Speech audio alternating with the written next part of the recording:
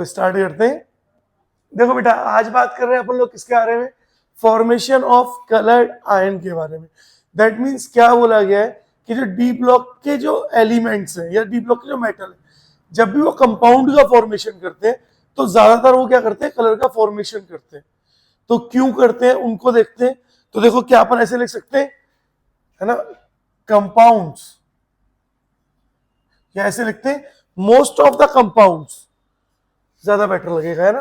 तो ऐसे लिखते हैं most of the compounds, most of the compounds of D block metals shows color। ज्यादातर जो डी ब्लॉक के कंपाउंड्स होते हैं या मेटल्स होते हैं वो क्या करते हैं? कलर शो करते हैं ना। क्यों करते हैं? Most of the compounds of d metal shows colour due to देखो, फर्स्ट लिखते हैं बेटा अपन लोग डी डी ट्रांजिशन। फर्स्ट क्या है अपना बेटा? D D transition. अभी बताऊंगा क्या होती है डीडी ट्रांजिशन, घबराओ मत, है ना। सेकंड देखो, second is charge transfer spectra, है ना। तो दो आ गए, एक हो गया डीडी ट्रांजिशन और दूसरा क्या हो गया? Charge transfer spectra.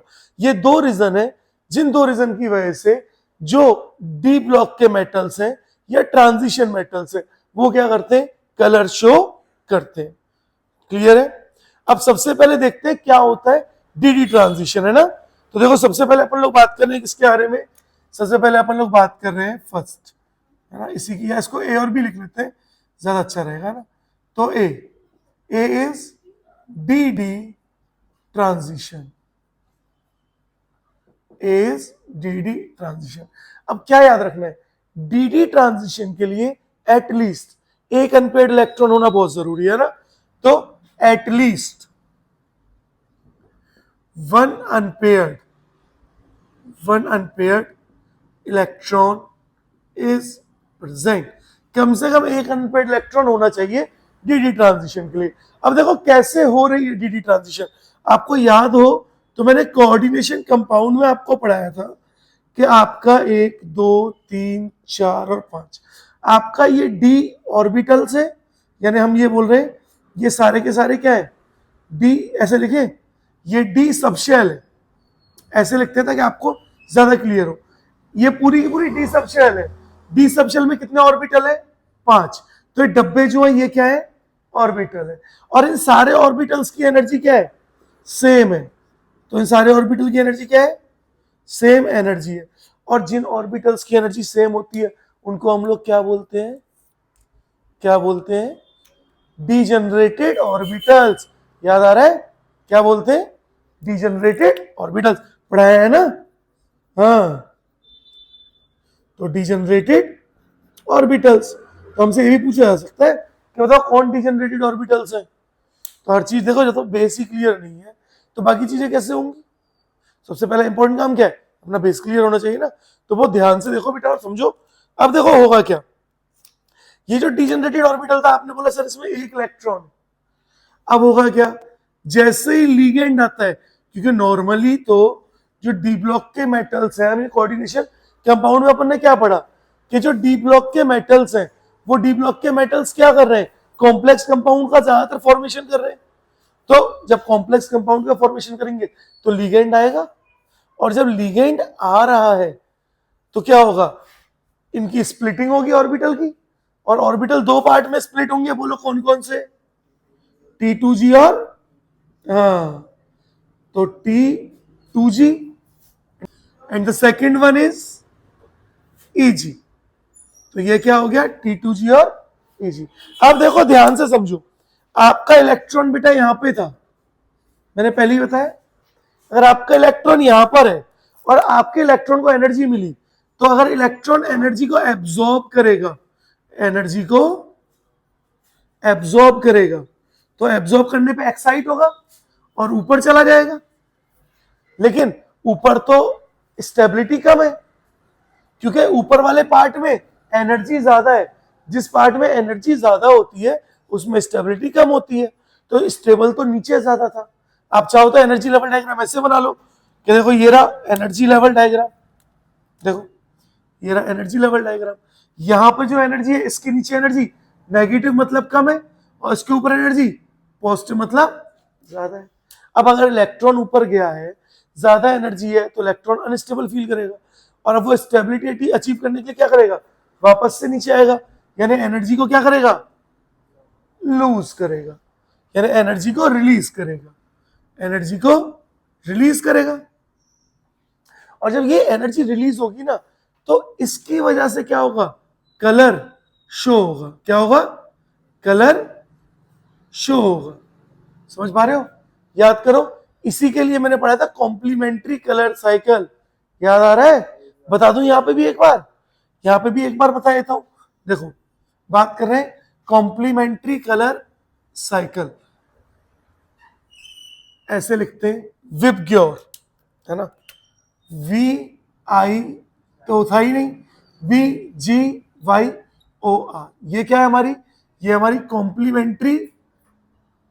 Complementary colour cycle, ठीक है। तो कॉम्प्लीमेंट्री कलर साइकिल है ये अपनी बच्चों। अब ये साइकिल क्या बोल रही है, अगर आपने और आपका ये जो इलेक्ट्रॉन है अगर ये एब्जॉर्ब करेगा ऑरेंज कलर की लाइट, किसको एब्जॉर्ब करेगा, अगर ऑरेंज, तो कंपाउंड कैसे रंग का दिखेगा, ब्लू कलर का दिखेगा। कंपाउंड कैसे कलर, देखो दिख रहा है ना ब्लू, तो हाँ, तो कंपाउंड कैसे कलर का दिखेगा, ब्लू कलर का दिखेगा। दैट मीन जिस कलर की लाइट को एब्जॉर्ब कर रहे हैं वो कलर नहीं दिखता कभी भी, हाँ उसका कॉम्प्लीमेंट्री कलर दिखता है। बोलो क्लियर है। चलो अब देखो सेकंड अपन लोग इसमें बात कर रहे हैं बी, बी है हमारा चार्ज ट्रांसफर स्पेक्ट्रा या स्पेक्ट्रम। देखो क्या होता है चार्ज ट्रांसफर स्पेक्ट्रम, देखो कुछ ऐसे कंपाउंड्स हैं जिनके पास अनपेयर्ड इलेक्ट्रॉन नहीं है लेकिन वो फिर भी कलर शो कर रहे हैं, है ना। तो ऐसे अगर मैं लिखूं कि some compounds do not have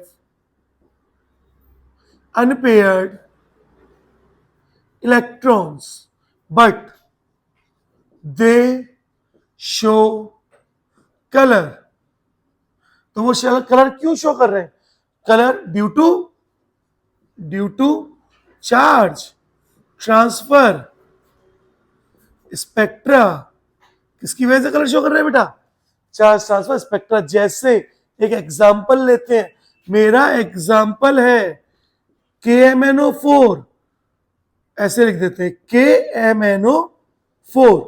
तो KMnO4 में अगर हम लोग मैग्नीज के ऊपर चार्ज निकाले तो जरा निकालो, पोटेशियम के पास कितना चार्ज, +1, प्लस मैग्नीज के पास, वो तो निकालना है, जिसको निकालना है उसको अंडरलाइन कर लिया, manganese X plus 4 oxygen, oxygen में चार्ज -2 इक्वल टू 0। तो जब कैलकुलेट किया तो कितना है बेटा, X इक्वल्स टू +7। अगर X इक्वल्स टू +7 है तो मैग्नीज जो है एटॉमिक नंबर 25, उसकी कॉन्फ़िगरेशन क्या होती है, आर्गन 18, 4s2 और 3d5।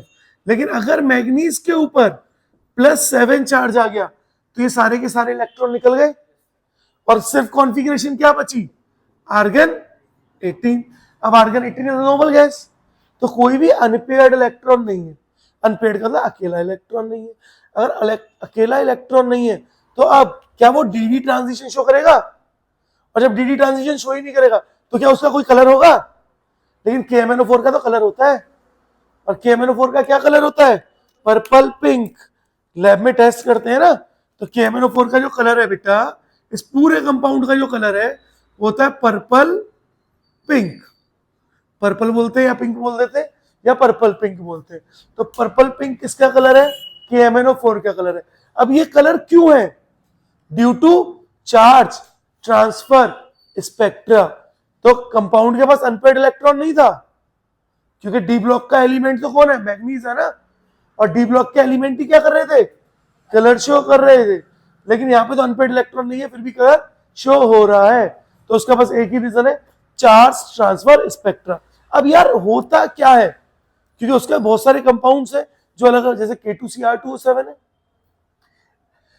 K2MnO4 है ना, उसके बाद फेरोफेरिसाइनाइड, टर्नबुल ब्लू, फेरीफेरोसाइनाइड, पर्शियन ब्लू, याद है, पढ़े हैं, है ना, ब्लू विट्रियोल, व्हाइट विट्रियोल, लिखवा दूंगा, चिंता मत करो। तो ये सारी जो चीजें हैं ना, ये कलर शो कर रही है किसकी वजह से, चार्ज ट्रांसफर स्पेक्ट्रा की वजह से। अब कैसे होता है, क्योंकि वो बहुत इंपॉर्टेंट है, वो बताता हूं कि इस बार चांसेस है कि वहां से क्वेश्चन आएगा, है ना। देखो KMnO4 में मैग्नीज है और ऑक्सीजन है। अब ऑक्सीजन तो 2 नेगेटिव चार्ज कैरी कर रहा है और मैग्नीज जो है वो +7 चार्ज कैरी कर रहा है।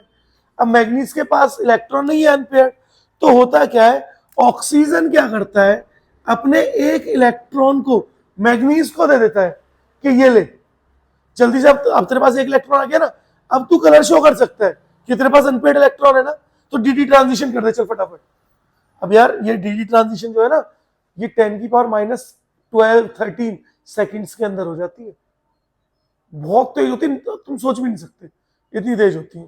तो देखो कितनी तेज प्रोसेस हो रहा है, ऑक्सीजन ने इसको इलेक्ट्रॉन दिया, इसने डी ट्रांजिशन करके कलर शो किया पर्पल पिंक, और उसके बाद ऑक्सीजन को उसका इलेक्ट्रॉन वापस भी लौटा दिया, और फिर ऑक्सीजन ने दिया, फिर इलेक्ट्रॉन लौटाया, फिर ऑक्सीजन इलेक्ट्रॉन दे रहा, फिर मैग्नीज इलेक्ट्रॉन लौटा रहा है। दैट मीन्स क्या हो रहा है, लगातार चार्ज ट्रांसफर होता जा रहा है। अब आपसे सवाल क्या पूछा जाता है, आपसे सवाल ये पूछा जाता है, चार्ज ट्रांसफर स्पेक्ट्रा में चार्ज को ट्रांसफर कर रहा होता है कौन, तो कौन कर रहा है, ऑक्सीजन। ऑक्सीजन बिहेव करता है एज अ लिगेंड, तो नॉर्मल सी बात है, आप इतना लिखोगे कि charge is transferred by ligand to central metal atom, है ना। तो इस बात को यहां पे लिखते हैं, in charge transfer spectra charge या फिर electron is transferred by ligand to central metal atom. समझ आया क्या होता है चार्ज ट्रांसफर स्पेक्ट्रा, पक्का। अभी कंपाउंड्स आगे लिखवाऊंगा, सबके कलर वगैरह सारी चीजें, है ना। तो याद रखना, आज के बाद अगर किसी के पास अनपेयर्ड इलेक्ट्रॉन नहीं है, तब भी डी ब्लॉक के कंपाउंड की बात कर रहे हैं, तब भी वो कलर शो कर सकता है, क्योंकि वो चार्ज ट्रांसफर स्पेक्ट्रा शो करेगा।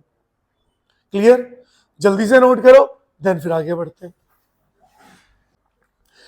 देखो अब बच्चों बढ़ रहे हैं अपन लोग आगे, और अपन लोग बात कर रहे हैं किसके बारे में, यहां पर ऑक्सीडेशन स्टेट के बारे में, है ना। किसके बारे में बात कर रहे हैं, ऑक्सीडेशन स्टेट के बारे में। अब नॉर्मली ट्रांजिशन एलिमेंट्स जो हैं वो वेरिएबल ऑक्सीडेशन स्टेट को शो करते हैं, है ना। तो यहां पे लिखते हैं जरा, देखो इसको मिटा देता हूं। देखो हम लोग लिख रहे हैं बेटा नंबर 5, है ना, नंबर 5, ऑक्सीडेशन नंबर,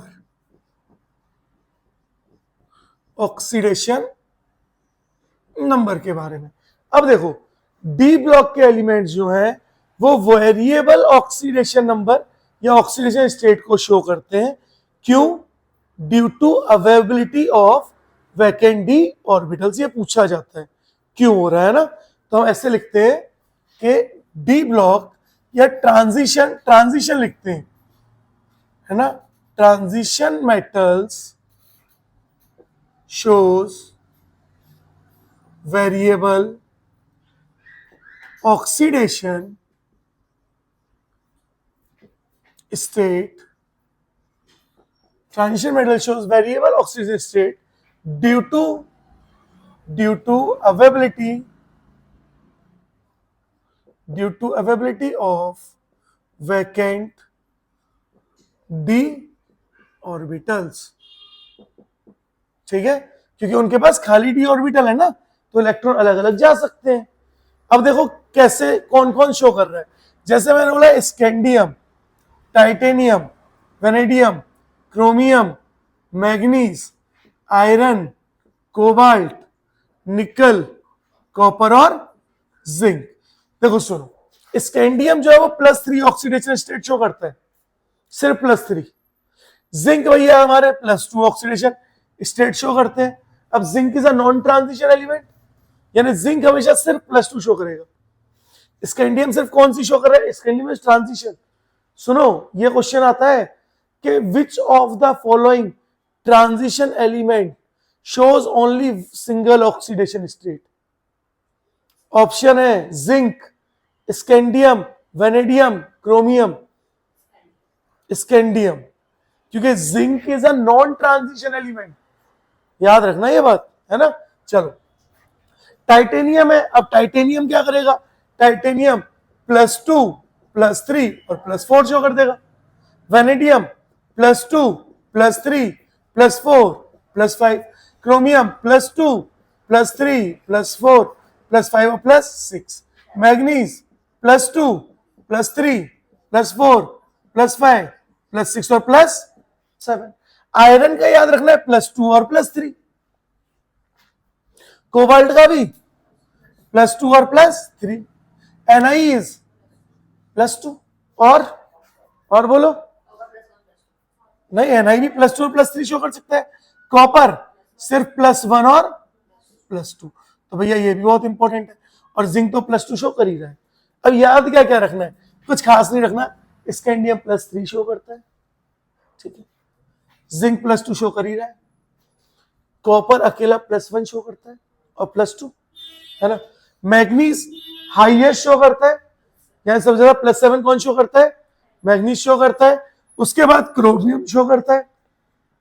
आपसे पूछा जाता है, जैसे आपसे पूछा गया, देखो यहां लिखता हूं, आपसे पूछा गया 3D सीरीज में मैक्सिमम ऑक्सीडेशन नंबर किसका होता है? तो किसका होता है? मैग्नीज का, ठीक है। किसका होगा? मैग्नीज का। लेकिन अगर आपसे पूछा जाए maximum oxidation number, maximum oxidation number in periodic table, तो बोलो कौन होगा? ऑस्मियम। और कितना होता है? +8 होता है। बोलो ये बात समझ आ रही है अपने को? ठीक है। अब नेक्स्ट चीज, जो ट्रांजिशन मेटल्स हैं वो अपनी हाइयर ऑक्सीडेशन स्टेट को शो करते हैं सिर्फ फ्लोरीन और ऑक्सीजन के साथ। यानी अगर मैग्नीज जो है वो अपना +7 शो करेगा तो फ्लोरीन या ऑक्सीजन के साथ ही करेगा, है ना। तो हम क्या लिख सकते हैं? देखो यहां लिखूं, ये ज्यादा बड़ा नहीं हो गया? जगह है यहां पर? चलो यहां लिख देते हैं, है ना। देखो, transition metals shows their higher oxidation state या higher oxidation state only with oxygen and fluorine. इसका मतलब ट्रांजिशन एलिमेंट अपनी जो हाईएस्ट ऑक्सीडेशन या हाइयर ऑक्सीडेशन स्टेट शो करते हैं वो किसके साथ करते हैं? ऑक्सीजन एंड फ्लोरीन के साथ, है ना। क्यों? क्योंकि उनकी स्टेबिलिटी वहां पे बढ़ जाती है। क्यों बढ़ती है ना। ऐसे लिखते हैं, transition metal shows their high oxidation state only with oxygen and fluorine because, लिखने की जरूरत नहीं है ना। हाँ, तो ऐसे लिख देते हैं, बिकॉज, या बिकॉज लिखा ऐसे लिखते हैं ना। देखो सुनो, ऐसे लिखते हैं, oxygen and fluorine stabilize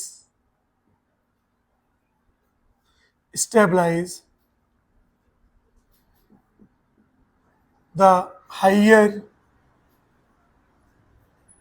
oxidation state of transition elements because first because first, first यहां लिख दूं, फर्स्ट हम बात कर रहे हैं फ्लोरीन के लिए, और हम बात कर रहे हैं फ्लोरीन के लिए, है ना। तो due to high electronegativity of fluorine, it stabilize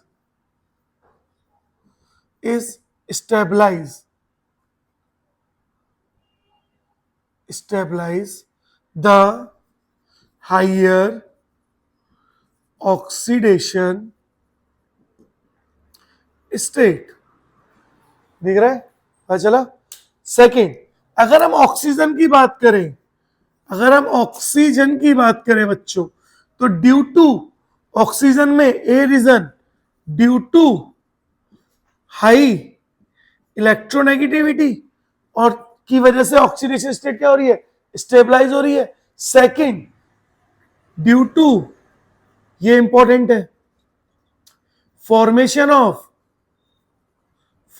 of P pi D pi bonds between oxygen and transition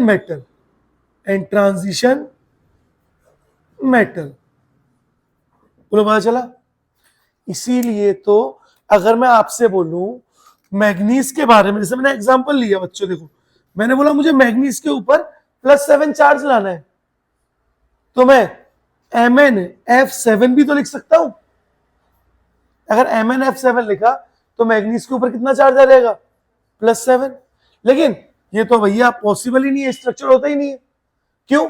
fluorine तो बहुत इलेक्ट्रोनेगेटिव है, फिर तो होना चाहिए ना, फ्लोरीन तो बहुत इलेक्ट्रोनेगेटिव है, फिर तो होना चाहिए। लेकिन फ्लोरीन भी इतना कैपेबल नहीं है कि इतनी हाई को रोक सके, तो उसके लिए कौन आता है, ऑक्सीजन। क्यों ऑक्सीजन क्या करता है, पाई बॉन्ड का फॉर्मेशन करता है। इसीलिए मैग्नीज के ऊपर +7 ऑक्सीडेशन के लिए हम लोग यूज करते हैं MnO4 नेगेटिव को। अब यहां पे मैग्नीज +7 ऑक्सीजन स्टेट शो कर सकता है, तो इसीलिए हम लोग क्या करते हैं, हाइयर ऑक्सीडेशन स्टेट के लिए फ्लोरीन या ऑक्सीजन को यूज करते हैं, और उसमें भी सबसे ज्यादा कौन यूज होता है, ऑक्सीजन। तो चलो एक बार इसको नोट करो, देन फिर आगे बढ़ते हैं, कर लो। चलो देखो बेटा, आप 6th अपन लोग बात कर रहे हैं किसके बारे में, मैग्नेटिक नेचर के बारे में। और मैग्नेटिक नेचर बहुत आसान सा टॉपिक है, यहां से एक क्वेश्चन मैं आपको कराऊंगा, है ना। देखो मैग्नेटिक नेचर आप लोग ऑलरेडी पढ़ चुके हो कोऑर्डिनेशन कंपाउंड में, तो अपन लोग बात कर रहे हैं 6th इज मैग्नेटिक नेचर।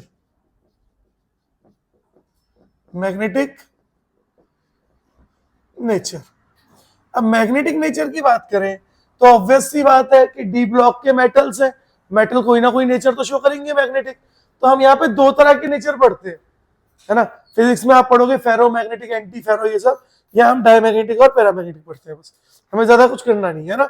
तो सबसे पहले तो हम बात कर रहे हैं किसके बारे में, पैरा मैग्नेटिक नेचर के बारे में। देखो जरा बताओ, कौन बताएगा क्या होता है पैरामैग्नेटिक नेचर।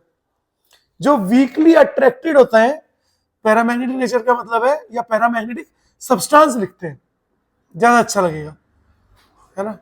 तो पैरामैग्नेटिक सब्सटेंस क्या होते हैं, विच इज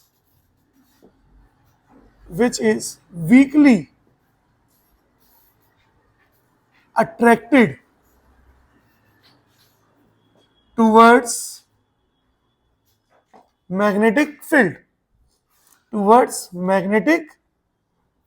फील्ड, तो पैरामैग्नेटिक सब्सटेंस कौन से सब्सटेंस होते हैं, वो सब्सटेंस जो मैग्नेटिक फील्ड में क्या करते हैं, वीकली क्या करते हैं, अट्रैक्ट होते हैं, ठीक है, वो पैरामैग्नेटिक है। दूसरा, एटलीस्ट पैरामैग्नेटिक सब्सटेंस में at least 1 unpaired electron is present, कम से कम 1 अनपेयर्ड इलेक्ट्रॉन होना चाहिए सब्सटेंस को पैरामैग्नेटिक होने के लिए, ठीक है। सेकेंड,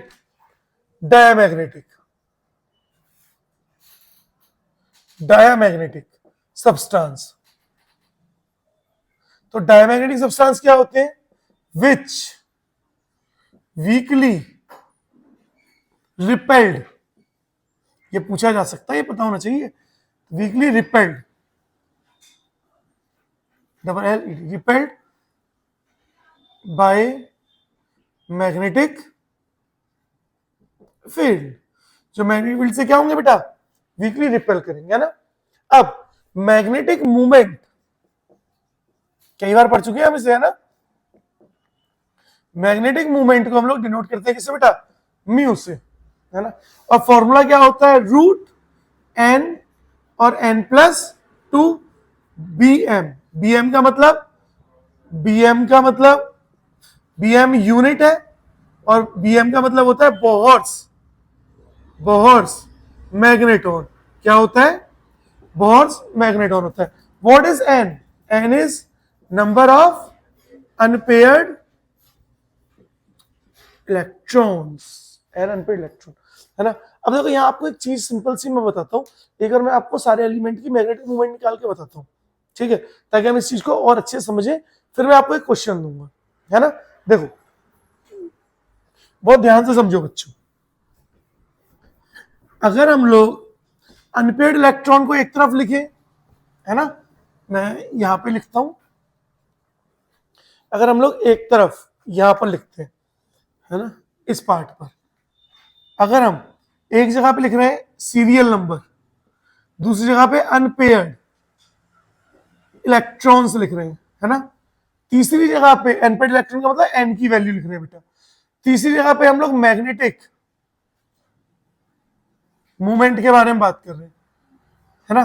तो अगर अनपेयर्ड इलेक्ट्रॉन एक है तो मैग्नेटिक मूवमेंट का फॉर्मूला क्या है? Mu equals to root n, n plus two, तो एन कितना है? एक, तो मैग्नेटिक मूवमेंट कितनी होगी बेटा?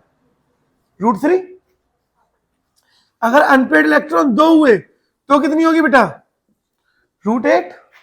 अच्छा, रूट थ्री को कई बार एग्जाम में ना लिख देगा 1.732, रूट एट को 2.84 के आसपास, है ना। थर्ड, अनपेयर्ड इलेक्ट्रॉन 3 है तो कितना लिख देगा? रूट 15, दैट मीन्स 3.89 ऐसे कुछ आ जाएगा। 4 अनपेयर्ड इलेक्ट्रॉन है तो लिख देंगे रूट 24। जब आप कैलकुलेट करोगे यही वैल्यू आएगी। देखो यकीन नहीं आता, देखो 4 प्लस 2 इज 6, 6 4 जा 24, तो क्या गया? रूट 24। इसकी वैल्यू कितनी होगी? लगभग 4.9 के आसपास दिख रहा है। सीरियल नंबर 5, देखो अनपेयर्ड इलेक्ट्रॉन 5 है तो कितना हो जाएगा बेटा? रूट 35। और अनपेयर्ड इलेक्ट्रॉन कितने? वो अनपेयर्ड इलेक्ट्रॉन तो 5 थे, 5.9 के आसपास। देखो 6 अनपेयर्ड इलेक्ट्रॉन 6 तो हो जाएगा रूट 48, है ना। और यहां आ जाएगा 6.9 के आसपास। पता चल रहा है। अब एक चीज देखो, सबसे पहले एक सिंपल सी ट्रिक, 3 का स्क्वायर 9, 9 में से -1 कर दो, देखो कहां गया? 8। 4 का 16 -1 किया तो 5 का 25 -1 किया तो, यानी एक नीचे चल रहा है। 2 का 4 -1 किया तो 3, 3 का 9 -1, दिख रहा है। दूसरा, जितने अनपेयर्ड इलेक्ट्रॉन होंगे, अगर पॉइंट में वैल्यू दी है तो पॉइंट के आगे जो वैल्यू होगी ना, उतने ही बेटा अनपेयर्ड इलेक्ट्रॉन होंगे। पॉइंट के आगे अगर 3 है तो अनपेयर्ड इलेक्ट्रॉन कितने होंगे? 5 है तो बस। तो इसको अब क्वाड्रेटिक इक्वेशन बनाने की जरूरत नहीं है, यही से अंडरस्टूड है, ये समझ जाओगे आप। नहीं तो आप इसी क्वाड्रेटिक बना के खेलने लग जाओगे और खो जाओगे सब, है ना। तो अब मैं तुम लोगों को एक क्वेश्चन देता हूं। मेरा क्वेश्चन है the magnetic movement of Fe(x) positive ion. मेरा क्वेश्चन है, यहां लिख देता हूं, फिर यहां अपन सॉल्व कर लेंगे, है ना। यहां लिखता हूं द मैग्नेटिक मूवमेंट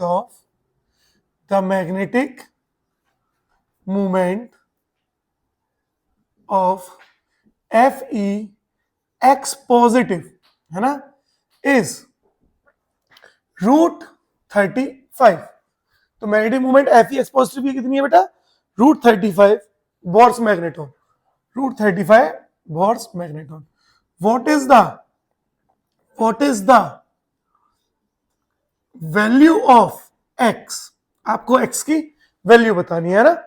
तो चलो जरा हो जाओ शुरू और एक्स की वैल्यू निकाल के मुझे बताओ क्या आएगी। चलो तो देखो, ध्यान से समझो बच्चों, ध्यान से समझो। यहां बताता हूं इस पार्ट में, है ना, इस पार्ट में बताता हूं। हमें म्यू की वैल्यू दी हुई है √35। √35 का मतलब सबको पता है कितना होगा, 5.9 के आसपास, है ना। और 5.9 के आसपास है, इसका मतलब अनपेयर्ड इलेक्ट्रॉन कितने होंगे। हाँ वेरी गुड, अनपेयर्ड इलेक्ट्रॉन्स कितने होंगे बेटा, 5 होंगे। अब आयरन है Fe का एटॉमिक नंबर 26। कॉन्फ़िगरेशन क्या होती है, आर्गन 18, 4s2 एंड 3d6। अब अनपेयर्ड इलेक्ट्रॉन 5 चाहिए, किसमें चाहिए, डी में चाहिए। तो बताओ डी में 5 कैसे करें, इलेक्ट्रॉन निकालने पड़ेंगे। जब इलेक्ट्रॉन निकालूंगा तो सीधे डी से निकाल दूं, किससे निकालूं पहले, 4s। तो 2 इलेक्ट्रॉन तो निकले 4s से, तो 2 निकल गए, और 1 निकल गया किससे, डी से। तो कितने इलेक्ट्रॉन निकले, तो कितना चार्ज आया, that means the value of x is +3। पता चला, समझ पा रहे हो कैसे हुआ, बोलो कोई डाउट है तो बोल दो, दोबारा बता दूंगा। एक बार और बताऊं, देखो सुनो, आपने सबसे पहले मैग्नेटिक मूवमेंट देखी, उससे निकाल लिया अनपेयर्ड इलेक्ट्रॉन। अब नॉर्मली अगर आपको नहीं पता है कि इस तरह के क्वेश्चंस को कैसे करना है, तो आप मैग्नेटिक मूवमेंट कैसे निकालोगे। म्यू की वैल्यू √35 है और फॉर्मूला है n और n+2 मोर मैग्नेटॉन। आप रूट से रूट काटोगे, फिर 35 इक्वल्स टू n² + 2n लिखोगे, और फिर एक इक्वेशन बन जाएगी n² + 2n -35 इक्वल टू 0। एक क्वाड्रेटिक इक्वेशन बन गई। वहां से n की वैल्यू निकालोगे और वहां पे 2 वैल्यूज आएंगी, एक पॉजिटिव एक नेगेटिव। और इतना टाइम क्यों खराब करें, आधे तो क्वाड्रेटिक सॉल्व ही नहीं कर पाएंगे, है ना, नहीं कर पाएंगे ना। लेकिन इतना तो पता है कि भैया √35 है तो वैल्यू 5.9 होती है। कैसे करोगे, √35 उसके +1 ऐड करो 36। √36 किसका रूट होता है, 6 का। इसका 6 से -1 कर रहे हैं हम, यानी 5 की वैल्यू है। तो हमें सबसे पहले तो हमने ट्रिक क्या लगाई कि भैया पॉइंट के आगे जो वैल्यू √35 की वैल्यू होती है 5.9, तो पॉइंट के आगे वाली वैल्यू जो है ना उतने अनपेयर्ड इलेक्ट्रॉन है। तो क्या आपको पता पड़ा, अनपेयर्ड इलेक्ट्रॉन कितने आए, 5 आए। कितने आए, 5। अब आपने आयरन का एटॉमिक नंबर लिखा, उसकी कॉन्फ़िगरेशन लिखी। अब आपको अनपेयर्ड इलेक्ट्रॉन 5 चाहिए, तो आप कितने इलेक्ट्रॉन निकालोगे कि अनपेयर्ड इलेक्ट्रॉन 5 हो जाए। तो पहले 4s से 2 निकलेंगे, उसका एक यहां से निकलेगा, यानी 3 इलेक्ट्रॉन निकाले, तब जाके डी में कितने इलेक्ट्रॉन आए, 5। पता चला, इसका मतलब कितने इलेक्ट्रॉन निकाले, 3। That means the value of x is 3 +3। आसान है, कर लोगे। तो आज इतना ही करते हैं, बाकी करेंगे नेक्स्ट लेक्चर में। कर लो जरा नोट।